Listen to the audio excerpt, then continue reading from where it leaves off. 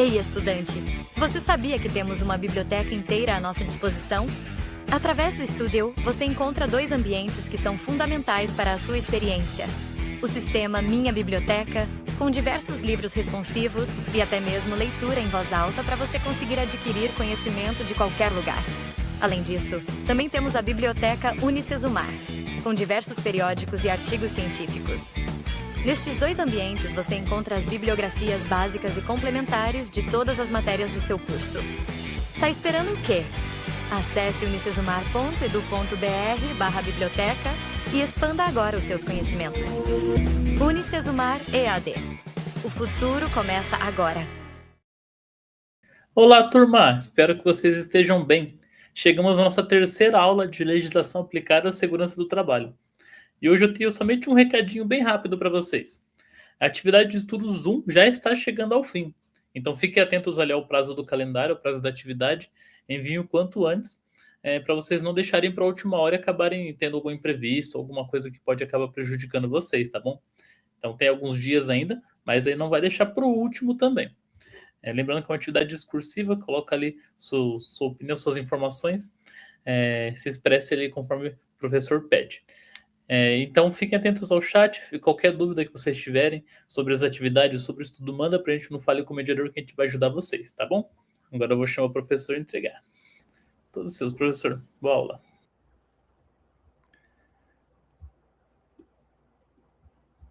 Boa tarde a todos. Começando mais uma aula, a aula nossa de rescisão do contrato de trabalho. Sejam muito bem-vindos. E vamos à nossa aula.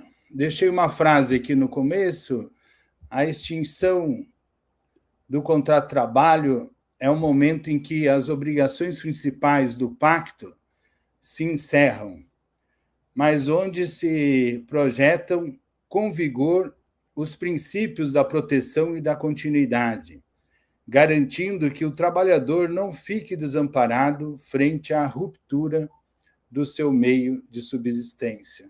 Uma frase aí reflexiva e para pensarem sobre o tema da aula de hoje.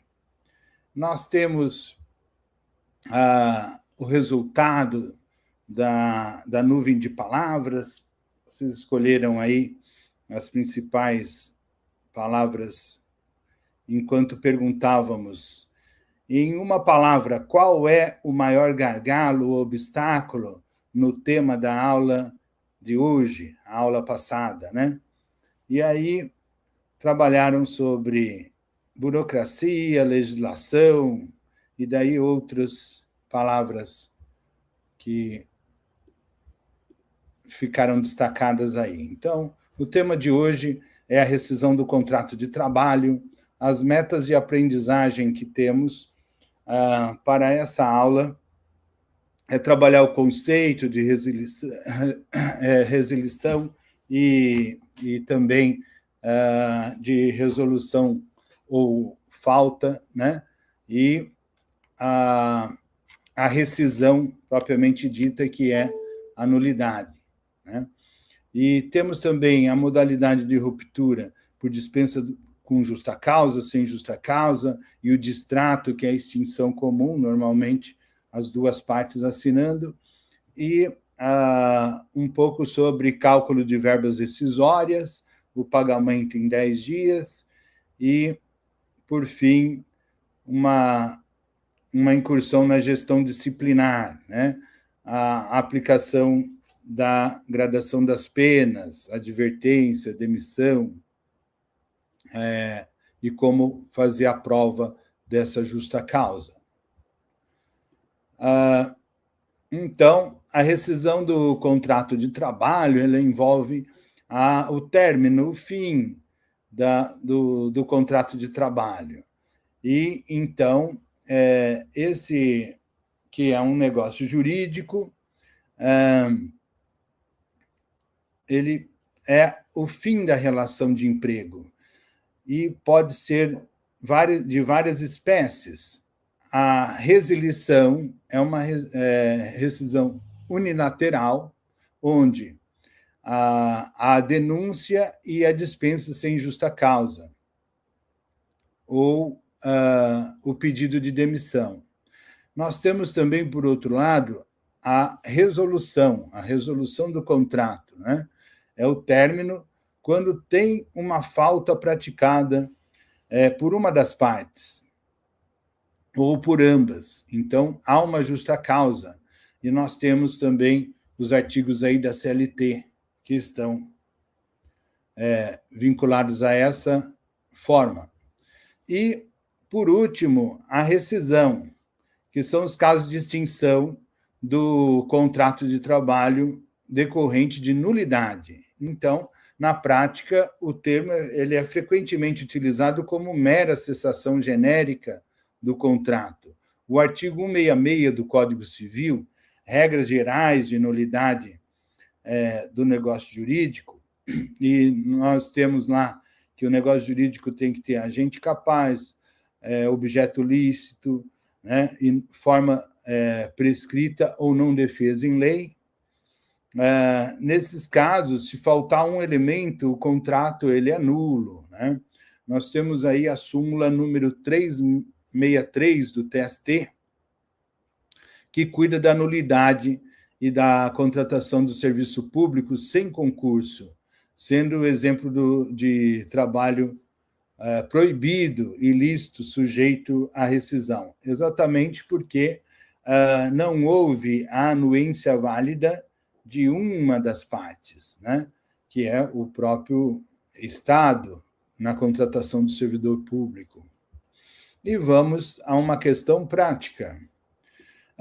Um soldador de uma indústria metalúrgica, ele é flagrado repetidamente trabalhando sem óculos de proteção contra a radiação não ionizante e sem respirador contra fumos metálicos. O gestor de segurança do trabalho, ele emitiu 2 advertências escritas e aplicou uma suspensão disciplinar de 3 dias, todas assinadas pelo empregado. Na semana seguinte, o trabalhador é flagrado novamente com os IPIs, alegando que o calor torna o uso insuportável. Uma pergunta. Diante da reincidência e da gradação de penas, a empresa pode rescindir o contrato de trabalho por justa causa? Como o gestor de segurança do trabalho deve fundamentar juridicamente essa dispensa? Então, pessoal, o trabalhador está sem óculos de proteção, né? E sem o respirador contra fumos metálicos, né? E o gestor já aplicou advertência, já aplicou até suspensão, né? Então, essa reincidência e a gradação das penas, ela funciona como, né? A empresa pode rescindir o contrato de trabalho por justa causa? E como deve ser fundamentada se a resposta é positiva? Já vamos ver a resposta daqui a pouco, olhando agora o conceito de dispensa sem justa causa. O empregador, ele decide por fim ao vínculo de emprego.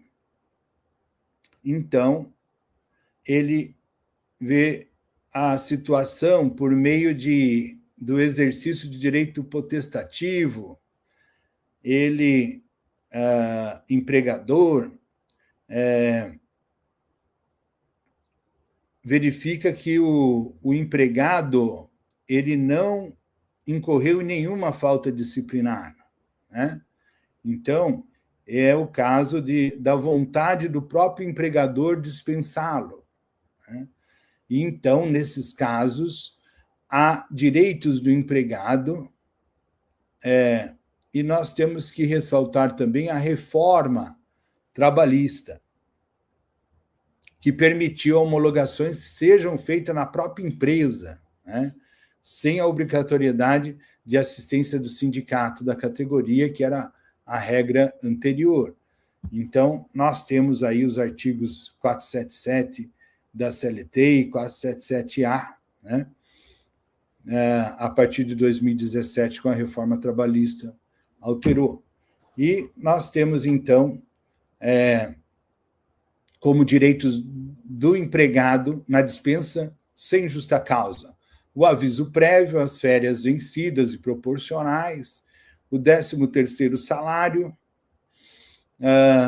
que ele é vencido e proporcional. Nós temos também o saldo salarial dos dias efetivamente trabalhados, a indenização de 40% do FGTS, né? O levantamento dos depósitos do FGTS e as guias de seguro-desemprego, né? Todos esses direitos estão garantidos porque é uma questão de dispensa sem justa causa. E nós temos, então, a solução da questão 1 que propomos. A resposta é sim. A conduta do trabalhador caracteriza ato de insubordinação e indisciplina. O poder disciplinar do empregador foi exercido de forma pedagógica, através da gradação de penas, advertência, suspensão, e demonstrou, então, que o trabalhador causou, né, a dispensa. Ele estava recusando deliberadamente a cumprir as normas de segurança, né? Então, a alegação de desconforto não justifica o descumprimento de norma de ordem pública. E está embasado no artigo 152, parágrafo único, e alíneas A e B, e o 482, a linha H, todos da CLT, e também a NR6, no item 6.7.2. Temos ainda a jurisprudência, a súmula 339 do TST, Tribunal Superior do Trabalho. O entendimento é pacificado de que a recusa motivada de IPIs, após a regular aplicação de penalidades mais brandas, autoriza a ruptura do pacto laboral. Está aí a resposta, pessoal, que vocês já tiveram aí oportunidade de refletir. E vamos ao conceito ainda de dispensa sem justa causa, aviso prévio. Aviso prévio é a comunicação antecipada da rescisão, garantindo um tempo para o empregado buscar uma nova colocação.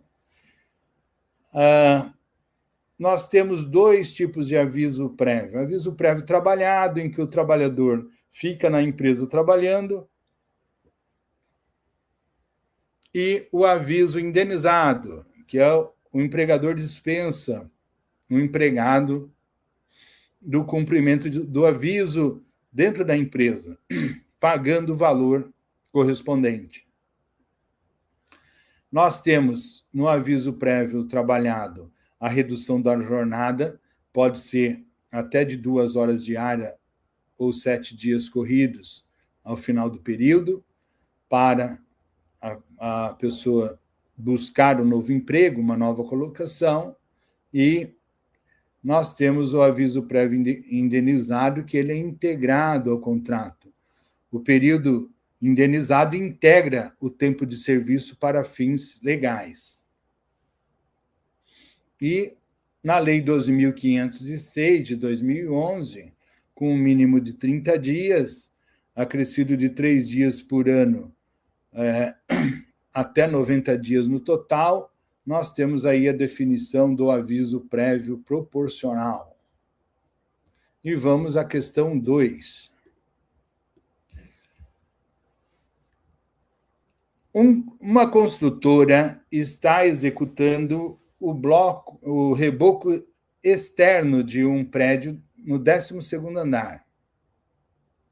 O gestor identifica que as linhas de vida estão desgastadas e desfiadas, e os cintos de segurança tipo paraquedista fornecidos estão vencidos e com travas danificadas. Os operários notificam a chefia por escrito, mas a gerência de operações exige a continuidade das atividades sob ameaça de demissão por baixa produtividade. Um dos pedreiros decide suspender suas atividades e ingressar com uma ação judicial para extinguir o contrato. Qual a modalidade de rescisão contratual aplicável a esse caso? E quais são os direitos de verbas indenizatórias e que o trabalhador poderá pleitear em juízo? O que acham? Nessa situação, daqui a pouco vamos ver a resposta e vamos trabalhar um pouquinho sobre a dispensa sem justa causa, as férias e 13º. Nas férias e 13º salário, com 1/3 constitucional, nós temos 2 tipos, férias vencidas e as férias proporcionais. As vencidas é aquela que já ocorreu o período aquisitivo completo de 12 meses. Porém, ela não foi gozada ainda, né? Então, o pagamento integral acrescido do 1/3 constitucional. E as férias proporcionais, fração do período aquisitivo incompleto, né? Então, o pagamento de 1/12 por mês trabalhado, ou fração igual ou superior a 15 dias, mais 1/3. E no 13º salário, que também chamado de gratificação natalina, nós temos 2 modalidades também. O 13º salário vencido e o 13º salário proporcional, né? O vencido refere-se ao ano anterior, que porventura não tenha sido pago pelo empregador. Situação menos comum, mas é possível. Às vezes também é pago lá na rescisão em juízo, né?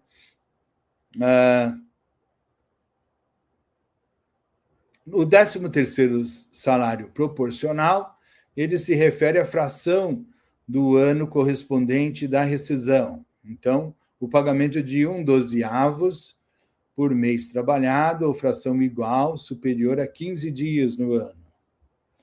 E uma coisa que se chama atenção aqui, que a projeção do aviso prévio, seja trabalhado ou indenizado, ele conta para o cálculo dos avos de férias proporcionais e também do 13º salário proporcional.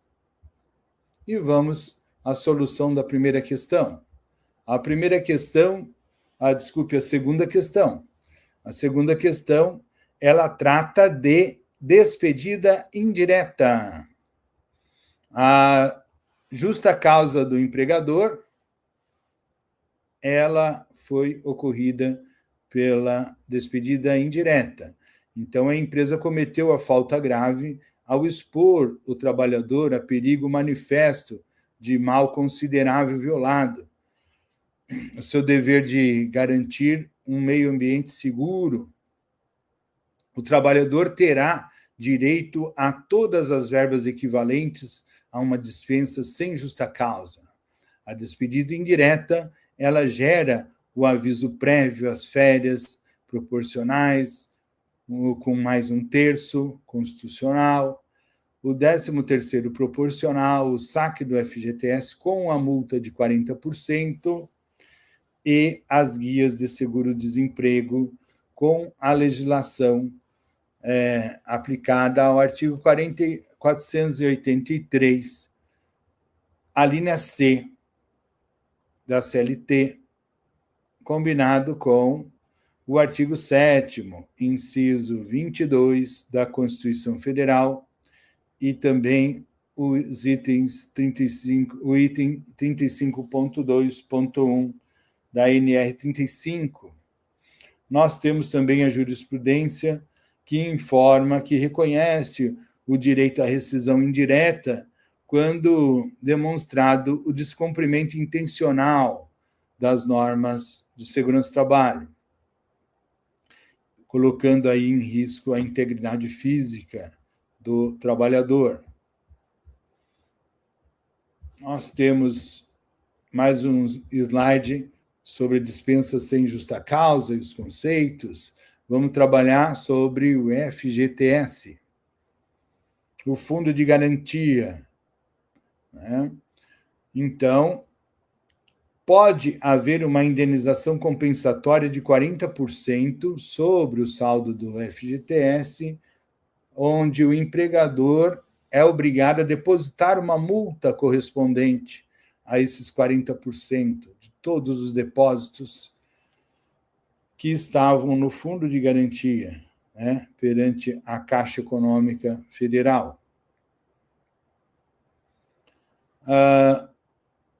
O saque do FGTS, ele pode, então, sacar o saldo disponível lá na Caixa, vai receber uma guia quando tiver a rescisão, e o empregador vai pagar os 40% quando ocorrer a hipótese, né?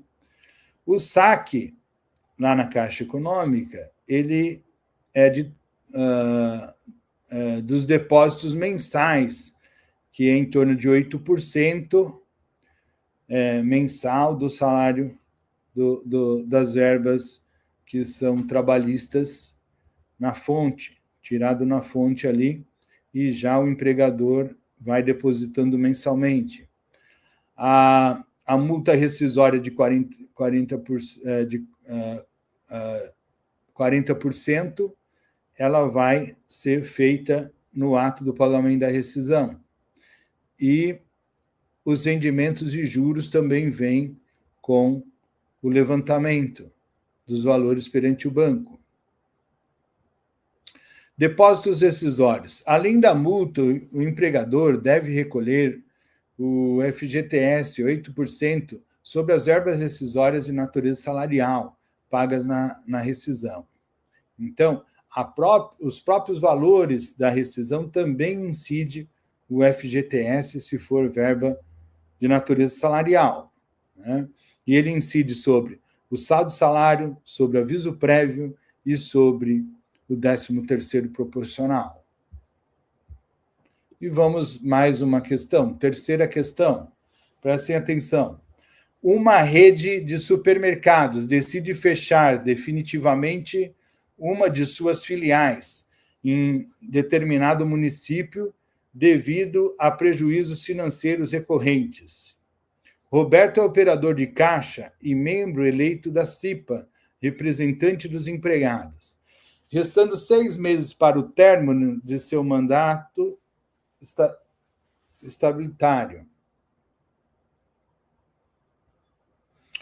Então, ele tem estabilidade ainda de mais 6 meses. O RH realiza a rescisão contratual de todos os funcionários daquela unidade, mas o sindicato contesta a demissão de Roberto, alegando estabilidade provisória. Na condição de gestor, a demissão sem justa causa do cipeiro é lícita nesse cenário de encerramento da unidade de trabalho? O que vocês acham? Ok, vamos a mais um conceito e logo a resposta. Agora, sobre a dispensa sem justa causa, o seguro-desemprego, especificamente, é um benefício concedido ao trabalhador dispensado sem a justa causa, visando promover assistência financeira temporária enquanto busca a recolocação no mercado de trabalho, né? Então, as regras estão lá na Lei 13.134 de 2015, deve ser feita a solicitação, né? ele deve ter recebido salários, pelo menos por 12 meses, nos últimos 18 meses, antecedentes à data da dispensa. Depois tem a segunda solicitação, é ter recebido salários por pelo menos 9 meses, nos últimos 12 meses antecedentes à data da dispensa. Uma terceira solicitação é ter recebido salários em cada um dos 6 meses imediatamente anteriores à dispensa. Qualquer dessas situações que ocorrer, né, ele vai ter direito aí ao seguro-desemprego. Daí é a empresa fornecer as guias, né, e a comunicação da dispensa no ato da rescisão, e o trabalhador vai fazer a solicitação do benefício. E vamos à solução da questão 3. A dispensa é legal do cipeiro no encerramento das atividades. Sim, ela é legal. A estabilidade provisória do membro da CIPA não possui caráter de vantagem pessoal, mas sim de garantia para o exercício seguro de suas funções de prevenção de acidentes no âmbito daquele estabelecimento específico. Ora, se a empresa não vai existir mais, demitiu todos os funcionários, não tem mais a função do cipeiro lá dentro, né?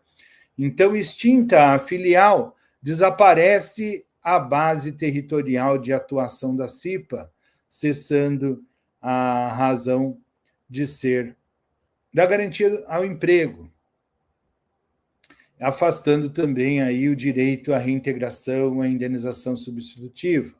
E nós temos aí o artigo 65, parágrafo único da CLT, o artigo 10 também dos atos das disposições transitórias e constitucionais, e nós temos a súmula 339 do TST, que dita sobre a estabilidade provisória do cipeiro não constitui vantagem pessoal, sendo legítima a dispensa motivada pelo encerramento da atividade da empresa. Ótimo, pessoal. Próximo slide, então, nós temos aí, ainda trabalhando sobre a dispensa sem justa causa, os prazos e penalidades.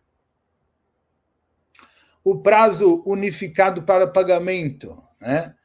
E nós temos, então, 10 dias contados a partir do término do contrato para fazer o pagamento das verbas rescisórias. E está lá na Lei 13.467 de 2017, né, que alterou os prazos com a reforma trabalhista. E a multa por atraso? Se não fizer no prazo de 10 dias, o que acontece? Se o empregador não respeitar o prazo de 10 dias para o pagamento das verbas rescisórias, ele fica sujeito ao pagamento de uma multa a favor do empregado. Ela é equivalente ao salário base do empregado sem adicionais. Então, paga mais um salário base do empregado.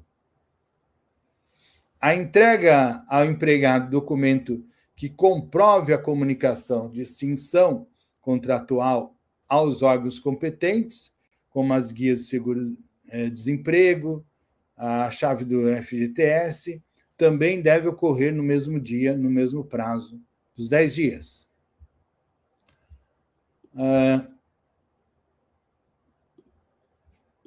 Quarta questão. Um montador de estruturas metálicas sofre um acidente de trânsito ao colidir sua moto enquanto se deslocava de casa diretamente para o canteiro de obras da empresa. Ele, o montador de estruturas metálicas, ele fratura o fêmur e permanece afastado pelo INSS por 60 dias, recebendo o benefício de auxílio por incapacidade temporária acidentária. No dia seguinte, ao seu retorno ao trabalho, a gerência emite o aviso prévio indenizado de demissão sem justa causa. Diante das regras de rescisão contratual e estabilidade decorrentes de acidente, a dispensa promovida pela empresa é válida? Quais as consequências jurídicas imediatas para a organização, para a empresa? O que acham, pessoal? Lógico que essa dispensa é nula. Já vamos ver a resposta, né? Pessoal, trabalhando aqui antes de dar a resposta a essa questão, para vocês terem um tempinho de refletir, um exemplo prático aqui de aviso prévio trabalhado. O tema aqui é a redução da jornada, né? Então, no cenário que o João trabalha como assistente administrativo há 8 meses, a empresa decide dispensá-lo sem justa causa e opta pelo aviso prévio trabalhado, 30 dias, pois tem pelo menos 1 ano. A jornada normal de João é de 8 às 17 horas, com 1 hora de almoço. Então, nesse caso, a aplicação legal é do artigo 488 da CLT. A primeira opção é a redução da jornada. O João escolhe reduzir 2 horas diárias e ele passará a trabalhar das 8 às 15, por exemplo, durante os 30 dias de aviso prévio para ter tempo de procurar novo emprego. E, numa opção 2, faltar dias corridos. Então, João escolhe faltar 7 dias corridos. Ele trabalha no horário normal, das 8 às 17, por 23 dias, e folga nos últimos 7 dias do aviso. Essas opções, João, qualquer delas, João receberá o salário integral do mês. E vamos à resposta da questão. A dispensa é nula, o acidente de trajeto é legalmente equiparado a acidente de trabalho. Como o afastamento foi superior a 15 dias e houve a concessão de benefício na modalidade acidentária, o trabalhador adquiriu estabilidade provisória no emprego pelo trabalho de 12 meses após a alta médica. A empresa será obrigada a reintegrar o trabalhador ou a pagar indenização substitutiva correspondente a todos os salários e reflexos do período de estabilidade restante. E a legislação aplicada a esse caso é do artigo 21, inciso 4º, e a linha D, e combinado com o artigo 118. Esses artigos são da Lei 8.203, de 91. E nós temos aí a jurisprudência também do TST, na súmula 378, que consolida a constitucionalidade e requisitos para a concessão de estabilidade acidentária. Aí a resposta, pessoal. E vamos mais um exemplo prático de aviso indenizado e proporcional agora, né? Maria trabalhou na empresa por exatos 5 anos e 2 meses. Ela foi dispensada sem justa causa no dia 10 de maio e a empresa optou por indenizar o aviso prévio. Então, nós temos aí o cálculo dos dias, né? 40 dias de aviso, né? A base era de 30 dias, a proporcionalidade de 5 anos, foram completados os 5 anos completos vezes os 5 dias, então dá mais 15 dias, então 30 mais 15, 45 dias. 45 dias de aviso prévio nesse caso, E o pagamento, né? Como o aviso é indenizado, Maria não precisa trabalhar. E aí, então, a empresa pagará o valor correspondente a 45 dias de salário na rescisão. E projeto do contrato, a projeção do contrato, né? Nós temos aí que o contrato ele não termina no dia 10 de maio, né? Que foi a data da dispensa por justa causa. Ele é projetado para mais 45 dias, encerrando formalmente 24 de junho. Essa projeção ela garante mais 1/12 de férias e também o 13º.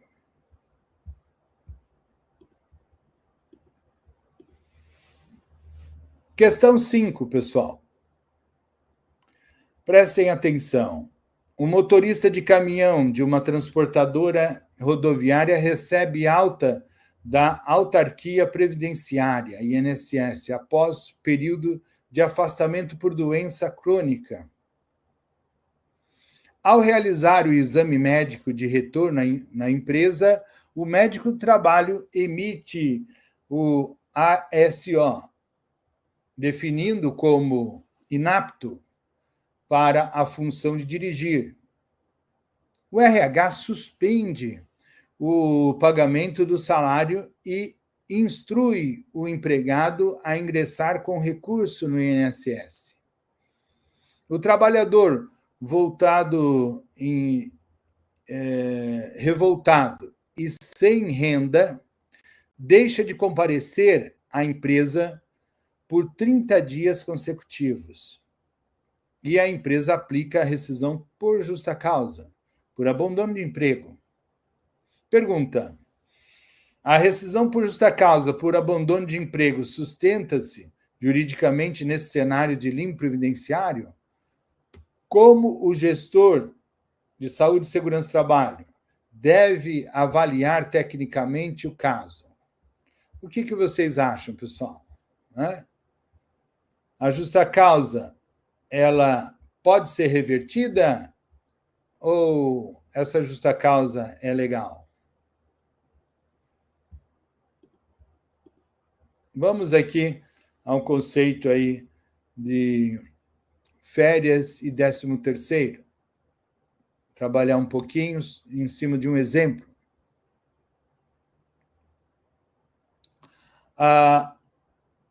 O cenário aqui. Carlos, admitido em 1 de fevereiro de 2022 e dispensado sem justa causa em 15 de agosto de 2023.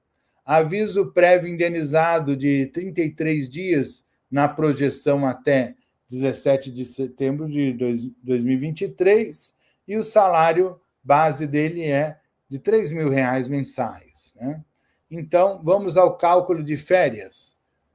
As férias vencidas de 2022 e 2023, está aí o período com salário base de R$3.000 mais um terço dá R$1.000, total R$4.000. E as férias proporcionais, 8/12, período está aí com a projeção, 8 meses, então, né? E, então, 3.000 daria 8/12, 2.000 mais um terço, 666,67 centavos, 2.666,67 centavos. E para o cálculo de 13º salário, nós temos aí 13º salário proporcional. Então, 9/12.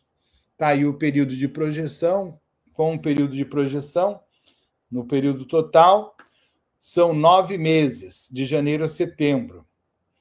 Então, o cálculo é de 3.000 dividido por 12, que são os meses, vezes 9, que são os meses trabalhados, deu R$ 2.250, né?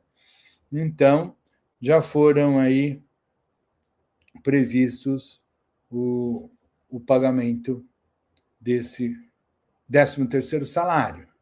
E uma coisa que se deve sempre ter em mente é que, se houvesse a projeção do aviso prévio até 17 de setembro, Carlos receberia apenas 7/12 de férias proporcional e não 8/12, né, nas férias proporcionais, e 8/12 de 13º salário, porque a rescisão ocorreu em 15 de agosto, né? Aquela regrinha anterior que nós já havíamos fixado aqui. E vamos mais uma questão. A questão 5. A solução da questão 5, né? Vocês já verificaram aí que a justa causa ela será revertida.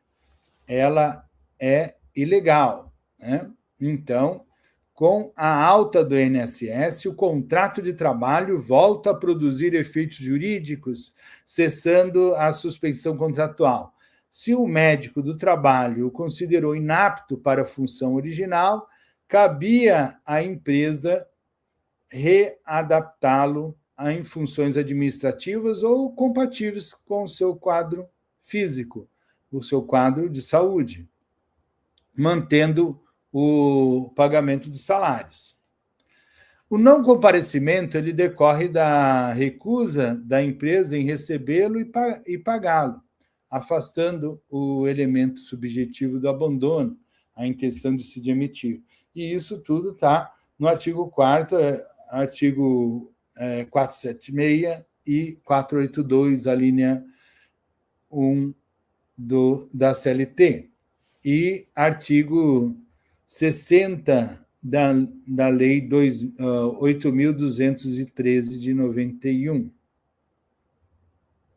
A jurisprudência, no informativo 183 do TST e também na súmula 32 do mesmo Tribunal Superior do Trabalho, diz que a recusa patrimonial em fornecer trabalho e salário após a alta do INSS configura ato ilícito, impedindo a aplicação de justa causa por abandono e gerando direito à indenização.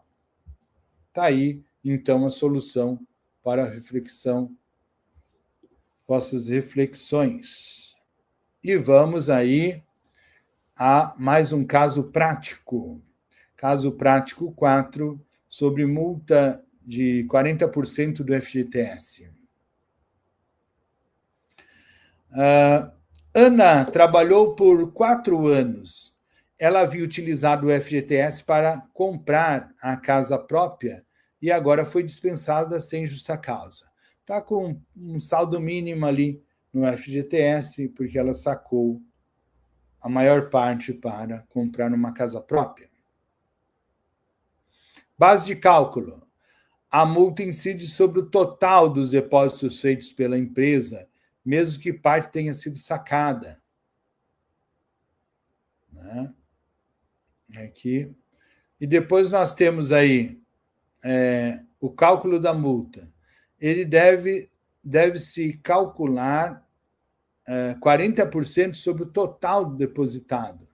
Se é 20 mil o que está lá depositado, como a gente viu aqui o base de cálculo na tabelinha anterior, né? 40% dá 8 mil. E o total a sacar, então, quanto dá? As verbas rescisórias mais 13 mil. Ele sacará, por exemplo, 5 mil, mais a multa de 40%, 8 mil. Então, e mais as verbas rescisórias, né? Uma regra de ouro aqui para se entender o cálculo dos 40% aí, né? a multa de 40% ela incide sobre o total depositado durante o contrato, não sobre o saldo atual, né? Essa que é o mote aqui desse estudo que estamos fazendo de específico. E vamos mais uma questão, a questão 6. Em face das atualizações do mercado de trabalho, um almoxarife de uma indústria química e o gerente do RH decidem, em comum acordo, extinguir o contrato de trabalho por meio de distrato, modalidade instituída pela reforma trabalhista. Como a saída foi inteiramente amigável, o RH propõe dispensar o trabalhador da realização de exame médico demissional, né? Então, estava lá no plano, né, que tinha que ter exame médico demissional, mas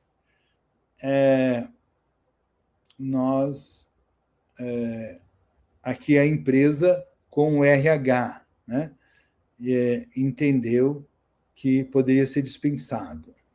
Pergunta: o fato de a rescisão ter ocorrido por mútuo acordo de extrato exime o empregador do cumprimento das obrigações de segurança do trabalho com a realização de exame demissional?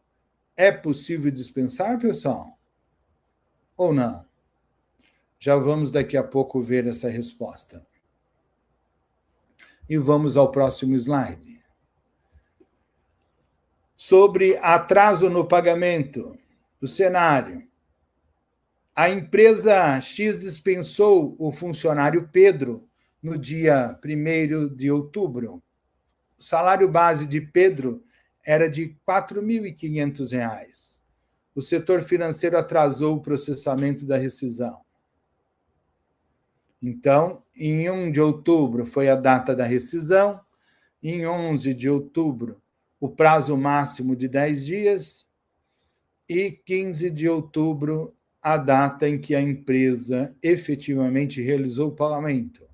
4 dias de atraso. Qual é a consequência? A consequência é a multa do artigo 477, parágrafo 8º da CLT, né? A empresa ela não respeitou os 10 dias, então ela foi penalizada. Terá que pagar a Pedro, além das verbas rescisórias, uma multa no valor de R$ 4.500, que é o equivalente ao salário base de Pedro. E vamos, pessoal, à resposta daquela questão que estávamos trabalhando sobre se há obrigatoriedade ou não do exame demissional. Vejam que as normas de segurança e medicina do trabalho, elas são de ordem pública, cogentes e indisponíveis pelas partes, possuindo natureza de direito público híbrido. Então, independente da modalidade de extinção do vínculo empregatício, seja por dispensa motivada, pelo pedido de demissão ou distrato, a realização do exame médico demissional permanece obrigatória. Não pode ser dispensada, né? Então, essa obrigatoriedade é para atestar a rigidez física do trabalhador no momento do desligamento. E estão lá na legislação do artigo 168, inciso 2º, e 484-A da CLT. E na NR7, nós temos o subitem 7.5.6. Também a jurisprudência dos tribunais regionais de trabalho, elas informam que os acordos de rescisão por mútuo consentimento não mitigam, sob hipótese alguma, as exigências de fiscalização de saúde ocupacional previstas nas normas regulamentadoras. Veja, pessoal, nós temos aí a resposta técnica para subsidiar o estudo de vocês. Falamos, então, agora sobre dispensa com justa causa. Mudamos, então, de tema e trabalhando, então, os requisitos. Por quê e como e quais os requisitos se dão na dispensa com justa causa? Primeira definição: a justa causa é uma séria violação dos deveres e obrigações do empregado. O empregado, o trabalhador, ele infringiu os deveres e obrigações que deveria estar sujeitos. Para sua caracterização, exige-se o preenchimento de requisitos subjetivos e outros requisitos objetivos. Né? No elemento subjetivo, nós temos aí o dolo, né? A intenção de praticar o ato faltoso, ou a culpa, né? Que é uma imprudência, uma imperícia, uma negligência do empregado. O dolo, ele tem intenção, ele tem intencionalmente a vontade livre e consciente de fazer o dano, fazer o ilícito. E a culpa, não necessariamente, né? Ele incorre em culpa quando pratica um ato imprudente, uma imperícia ou uma negligência. E os elementos são tipicidade, gravidade, nexo de causalidade, proporcionalidade, imediatibilidade e não bis in idem, né? Não se pode colocar a punição novamente pelo mesmo fato. Né? A tipicidade, né? A conduta ela deve estar prevista na lei, no artigo 482. Né? Então, não é permitido criar novas modalidades. A gravidade, o ato deve ser grave o suficiente para tornar o vínculo empregatício indesejável, inviável, insuportável também. O nexo de causalidade. O ato faltoso ele deve ser a causa direta e justificada, tem uma justificativa plausível para a dispensa do empregado. Né? Então, não pode ser uma mera banalidade. Ele tem que ter o ato, ele tem que ser um ato faltoso realmente que ele justifique a dispensa com justa causa. A proporcionalidade, adequação entre a falta e a punição. As faltas leves exigem gradação, advertência, suspensão, para depois, lá para frente, chegar numa dispensa com justa causa. Não se pode diretamente, né, quando se tem uma gravidade menor, já ir direto para a justa causa. Né? Imediatidade, né? A punição ela deve ser aplicada sem demora. O decurso de longo tempo configura perdão tácito. Olha, alguém teve um problema gravíssimo com o empregado, mas vai passando o tempo, se dá que houve perdão, está sendo relevado aquilo. Né? Então, não se caracteriza a justa causa nessa situação.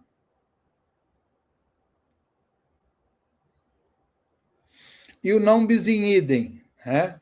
A proibição de dupla punição. O empregador não pode aplicar duas penalidades pela mesma falta. Né? E, às vezes, ele extrapola, né? Colocando ali 3 ou 4 penalidades. Não pode. Né? Ele tem que escolher apenas uma das das penalidades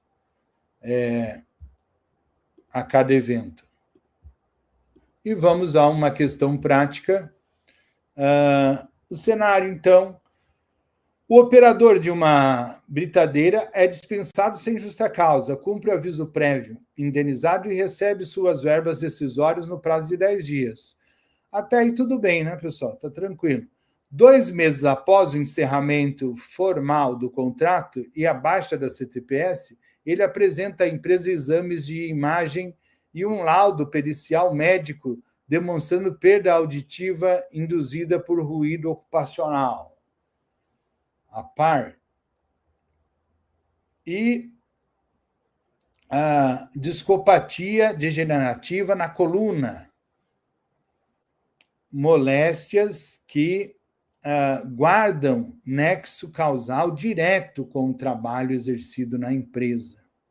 Pergunta: o empregado tem base legal para exigir judicialmente a anulação de sua demissão e sua consequente reintegração ao emprego, mesmo o contrato já estando rescindido? Essa é uma pergunta clássica. O contrato que está rescindido, ele pode, digamos, numa modalidade repressinar, voltar e gerar efeitos? Né? O que pensam sobre isso? Vamos trabalhar antes um slide sobre dispensa por justa causa. Qual é a definição? E aí já voltamos com a resposta dessa questão.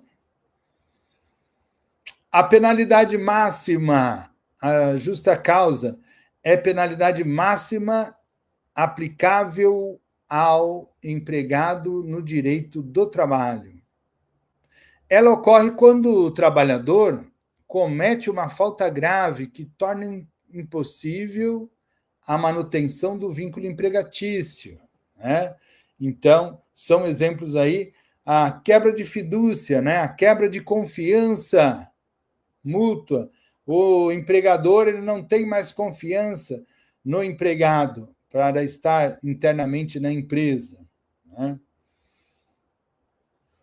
Um conceito importante é sobre o poder disciplinar. É o exercício extremo do poder diretivo e disciplinar do empregador. As hipóteses que autorizam essa modalidade estão taxativamente previstas no artigo 482 da CLT.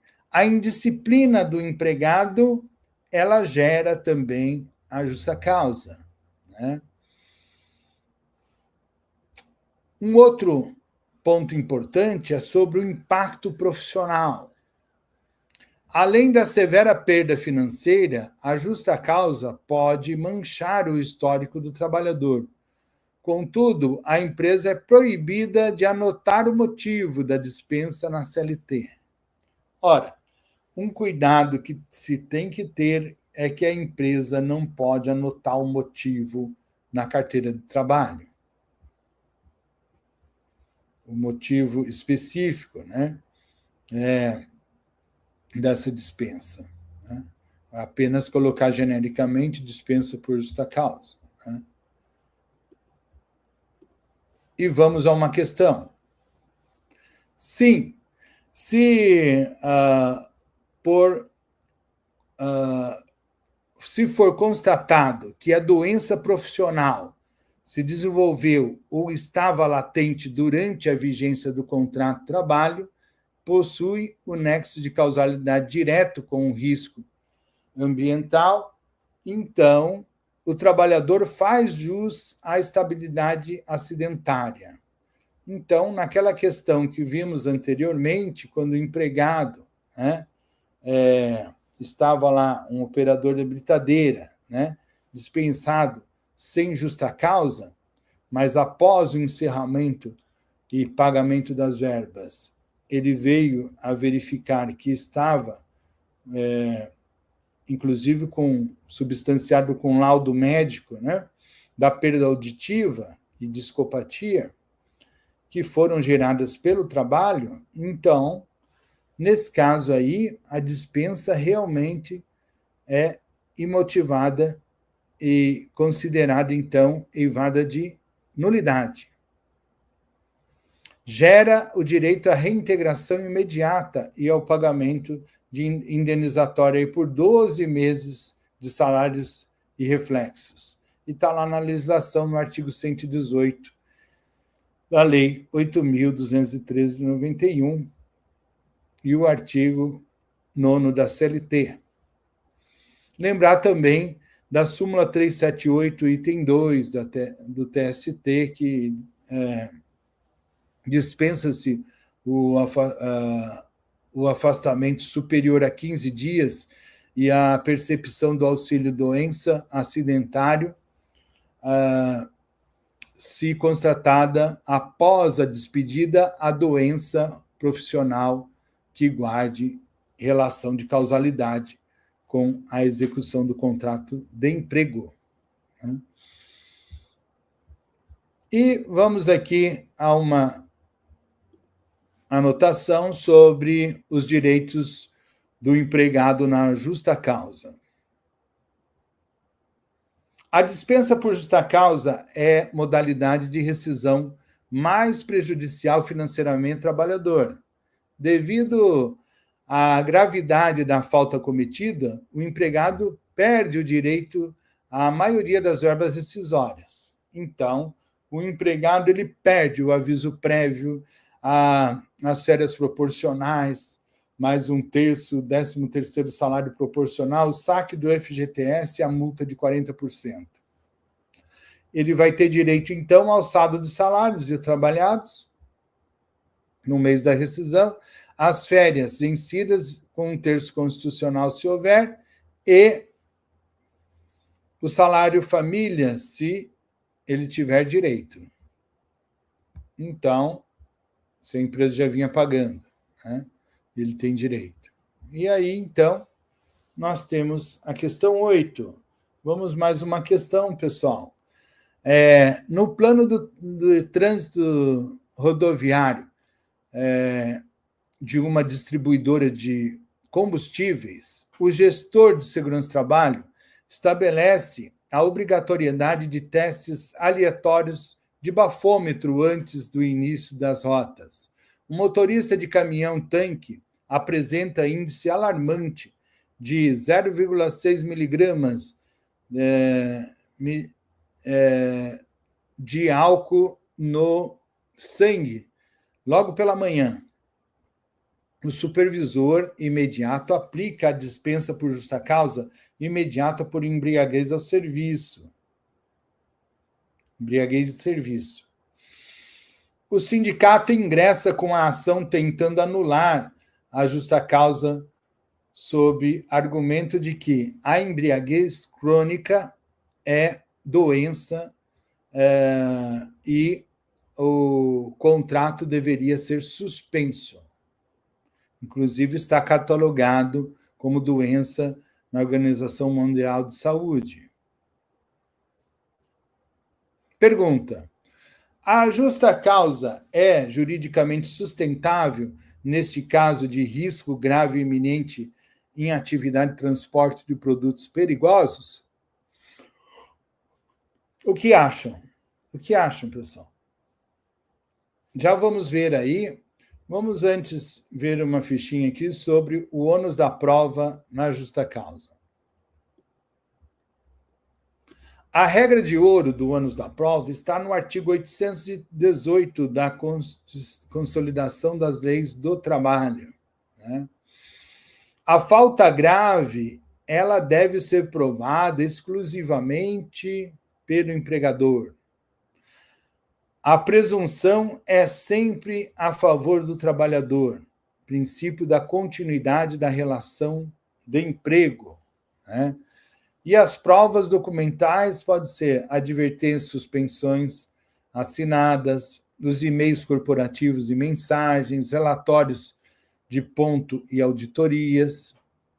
Provas testemunhais, aí pode ser os depoimentos dos colegas de trabalho, relatos de clientes ou fornecedores.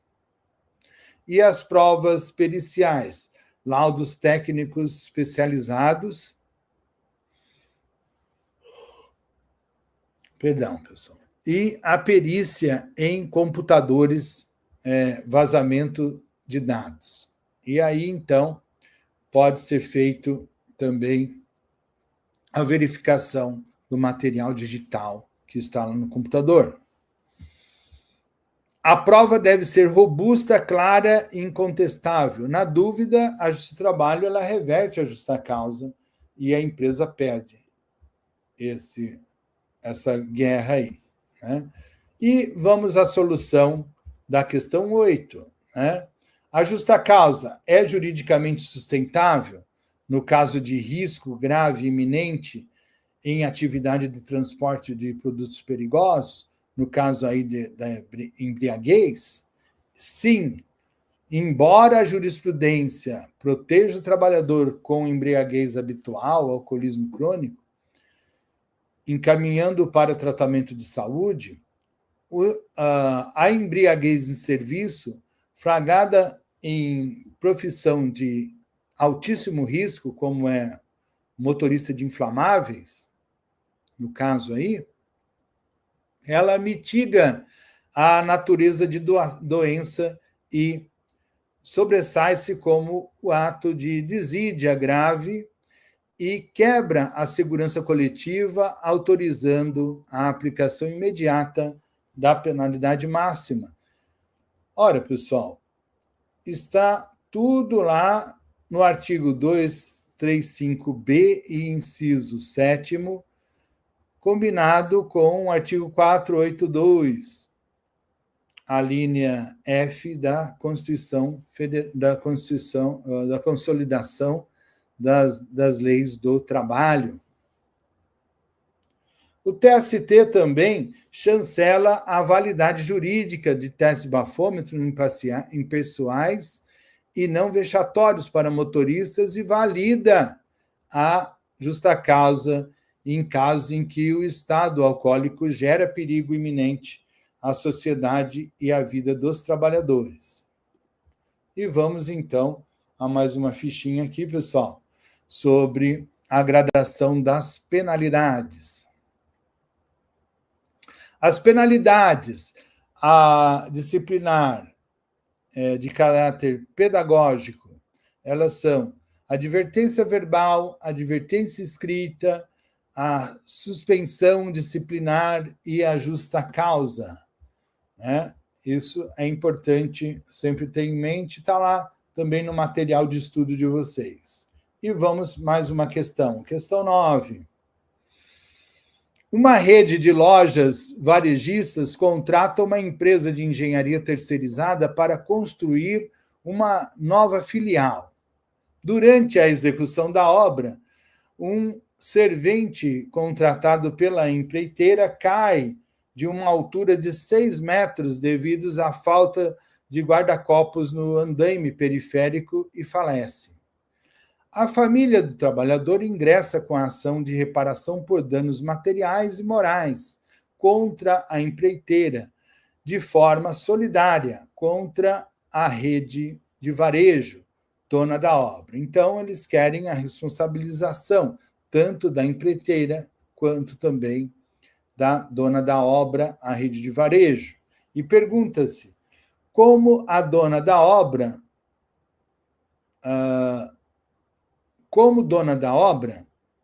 a rede de varejo pode ser responsabilidade civil e trabalhista pelas indenizações decorrentes desse grave acidente de segurança do trabalho na rescisão por morte? O que vocês acham? A rede de varejo pode ser responsabilizada tanto na esfera civil quanto na trabalhista? O que vocês acham nesse caso aí? Que o servente contratado ele caiu de uma altura de 6 metros devido à falta de guarda-corpos no andaime periférico e ele morreu. O que vocês acham? É lógico que sim, né, pessoal? Mas de forma excepcional. Daqui a pouco nós vamos ver aí. vamos refletindo sobre a questão. Vamos falar um pouquinho rapidamente sobre a reversão da justa causa na justiça. Se o empregado entrar na justiça e o juiz entender que a falta não foi grave o suficiente, ou que a empresa não conseguiu provar o ato, a justa causa, ela é anulada, ela é revertida.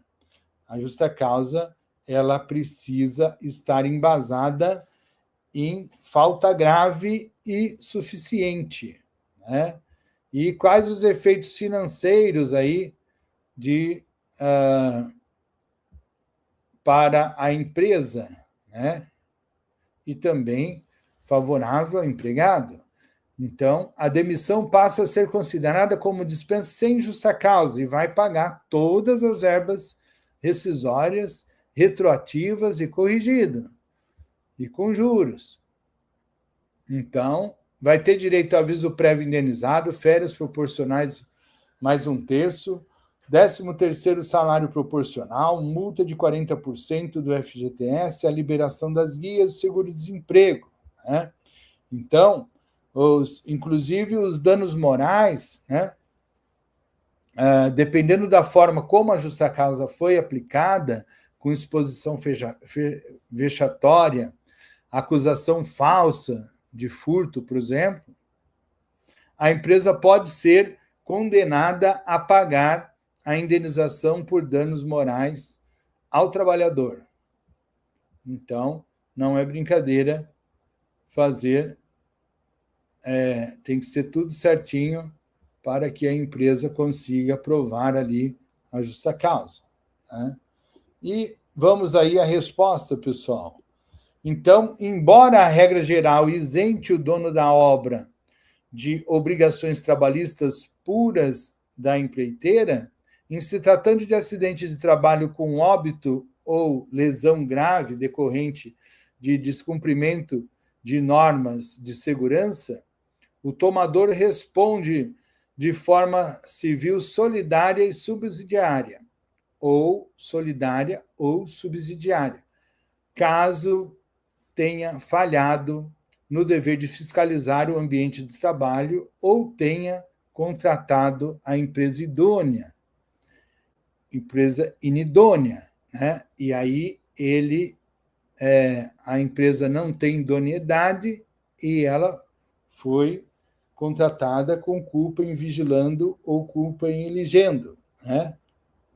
A culpa que deveria ter fiscalizado, a empresa fiscalizado para contratar e também elegeu mal, né? Então, nós temos aí a aplicação da legislação dos artigos 186, 927 e 942 do Código Civil, que trata sobre os atos ilícitos e as indenizações, e o artigo 455 da CLT e o item 18.15 da NR18. Na jurisprudência, nós temos a orientação jurisprudencial do 191, a OJ 191, do Tribunal Superior do Trabalho.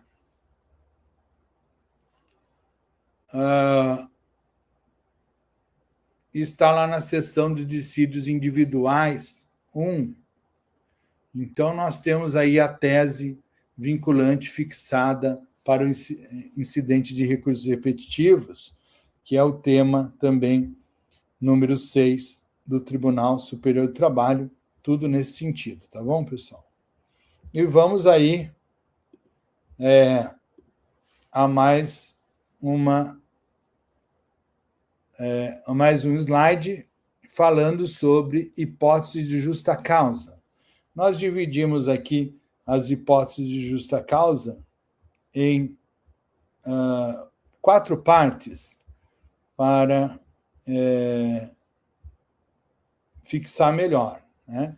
Então, nós temos aqui que a rescisão do contrato de trabalho por justa causa exige o estudo de diversas hipóteses que estão lá previstas no artigo 482 da CLT, todas. O ato de improbidade, né? O momento em que o empregado tem uma conduta desonesta, causando os prejuízos ao patrimônio do empregador. É por furtos ou falsificação de documentos, né? Como exemplo. A incontinência de conduta. Trata-se de um ato imoral praticado pelo empregado, específico quanto à moral sexual. Exemplo, ato de pornografia ou libidinoso impróprio dentro do ambiente de trabalho.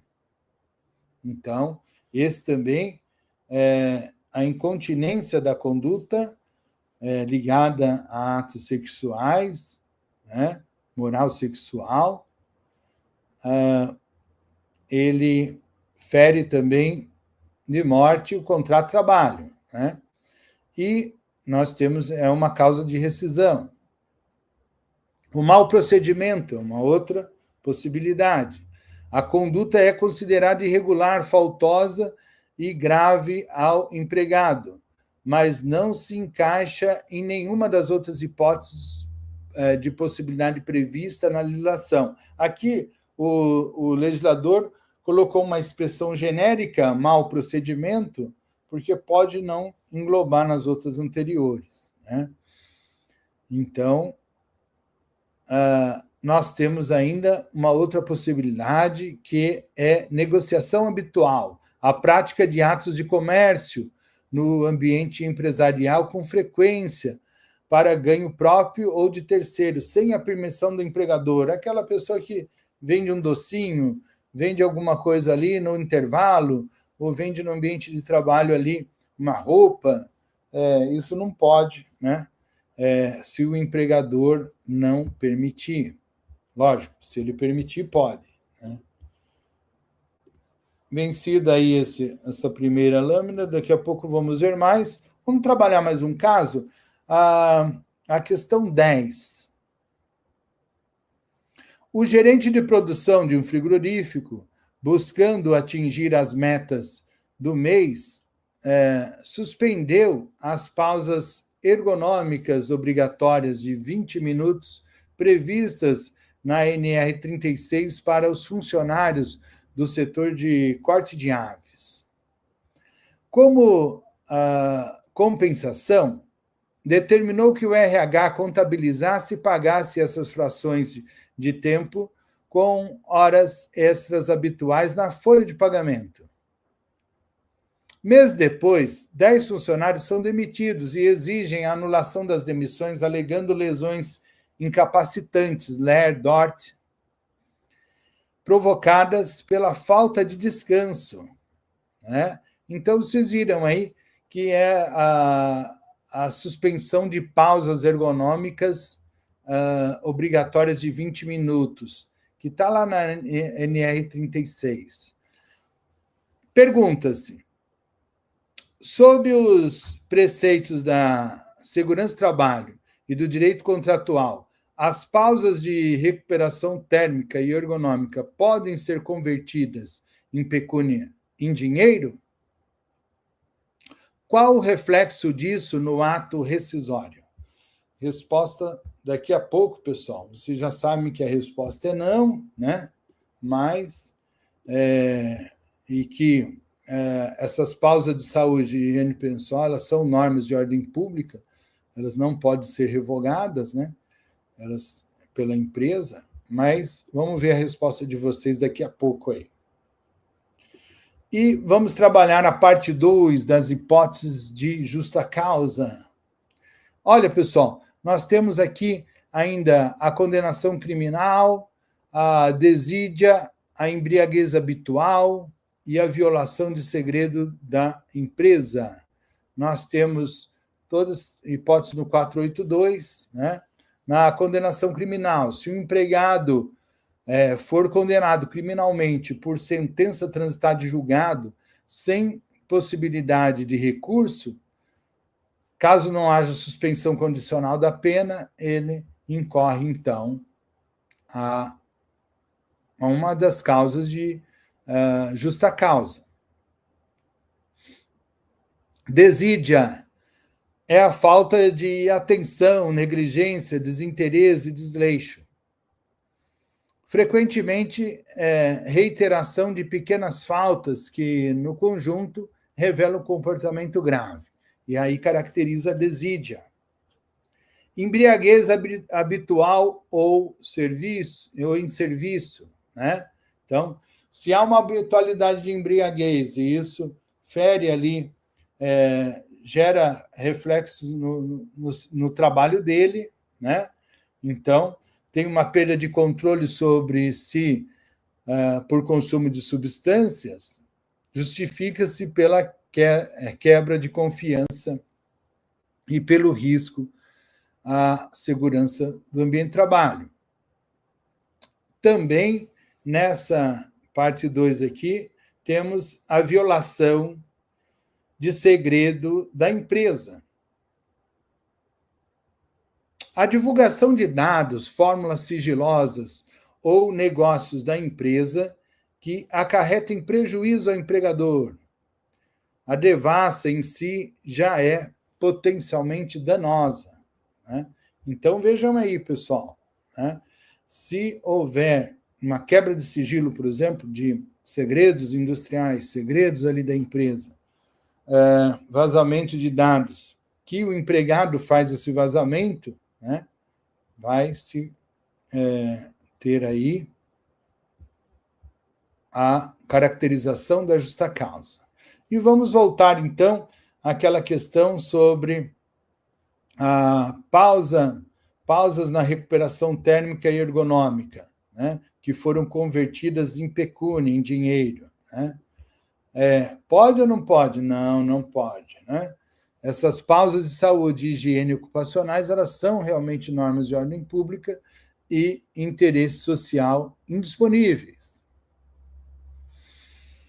A monetização ou a transformação em pecúnia, em dinheiro, das pausas, ela é nula de pleno direito. E na rescisão, os pagamentos efetuados não eximem a empresa de responsabilidade.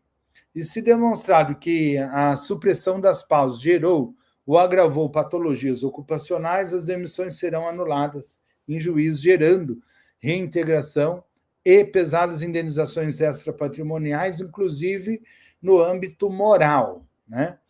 Pode ser também dada uma indenização moral em favor do empregado contra o empregador. A legislação, artigo 9º, o artigo 444, o artigo 253 da CLT, também os itens, o item 36.13 da NR 36, e a jurisprudência é a súmula 438 do TST, que fixa a obrigatoriedade dos intervalos de recuperação para ambientes frios e a impossibilidade de sua supressão indenizada.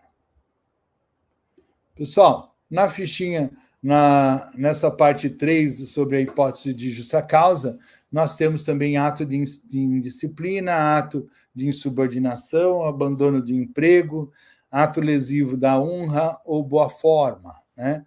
E nós temos aqui com mais frequência, e coloquei aí na fichinha para facilitar o estudo de vocês, indicando também a legislação, que está tudo lá no 482.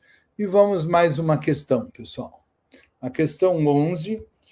Um operador de empilhadeira de uma indústria química é flagrado por câmaras descartando 3 tambores de resíduos altamente tóxicos e inflamáveis em um terreno baldio nos fundos da empresa, burlando intencionalmente o procedimento de segurança que exigia a destinação via empresa especializada. Ele agiu assim para economizar tempo e terminar o turno mais cedo.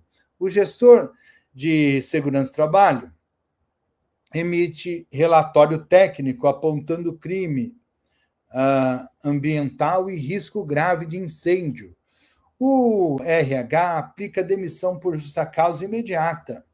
O empregado aciona a justiça alegando falta de advertências prévias.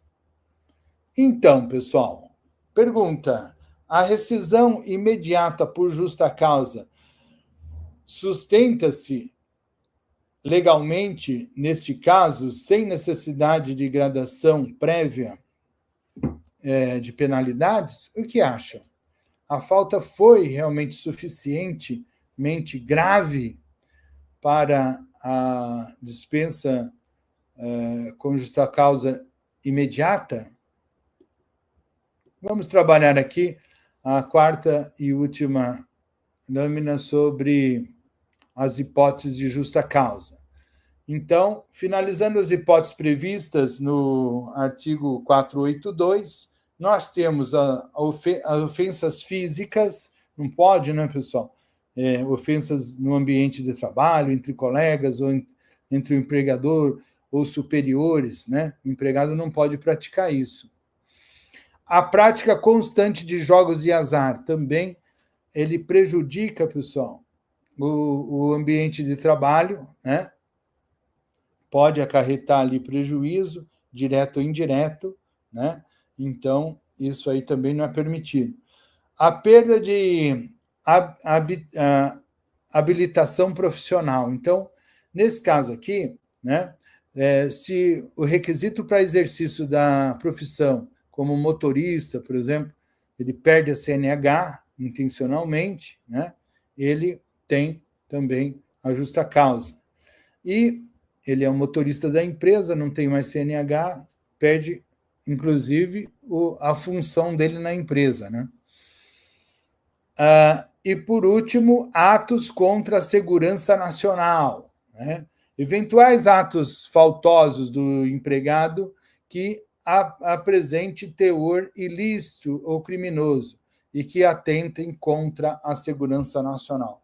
Todos, pessoal, né? Tem aí. E vamos lá, pessoal, para a resposta da questão 11. Sim, a conduta do trabalhador caracteriza ato de improbidade e mau procedimento de gravidade extrema, destruindo de forma instantânea a fidúcia, a confiança do vínculo. Faltas gravíssimas que expõem a empresa a sanções criminais, civis e ambientais drásticas, prescindem de advertência ou suspensões prévias, justificando o exercício imediato do poder disciplinar corporativo.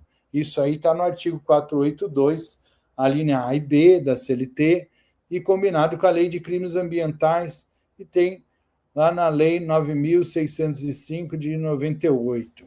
E nós temos ainda, na jurisprudência, o entendimento do TST que esses atos dolosos dos empregados, eles rompem imediatamente a boa-fé objetiva que deve ter e não pode ser tolerado. Pessoal, deixei aqui, pessoal, mais algumas lâminas de casos práticos, tá? Um sobre improbidade, furto. Deixei também para vocês uma questão 12 para vocês trabalharem. Mais um exemplo prático sobre desídia. A solução da questão 12. Nós temos aí no cenário de insubordinação, que não utilizando os IPIs, né? E a demissão por justa causa. A questão 13 também, para vocês trabalharem, e fica aí como uma questão extra. E nós temos também casos práticos sobre o abandono de emprego, para vocês darem uma olhadinha aí, tudo como material extra para vocês trabalharem o tema da aula. E, por último, deixei também um caso de concorrência desleal, né? Que está também pautado no artigo 482 da CLT. E mais uma fichinha ainda de culpa recíproca e despedida indireta com justa causa do empregador. Então, o material está interessante, bem extenso, várias questões extras para vocês trabalharem, né?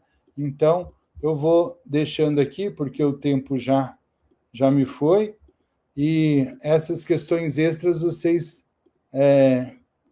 vão conseguir aí trabalhar. Depois, pessoal, se puderem colocar suas dúvidas, questões no chat quando forem assistirem a aula, eu vejo posteriormente e vou respondendo vocês. Deixei aí um trabalho aí sobre a extinção do contrato de trabalho, que é um mapa mental e também um resumão aqui sobre os nossos reflexões de hoje. Muito obrigado e até a próxima aula, pessoal. Até mais.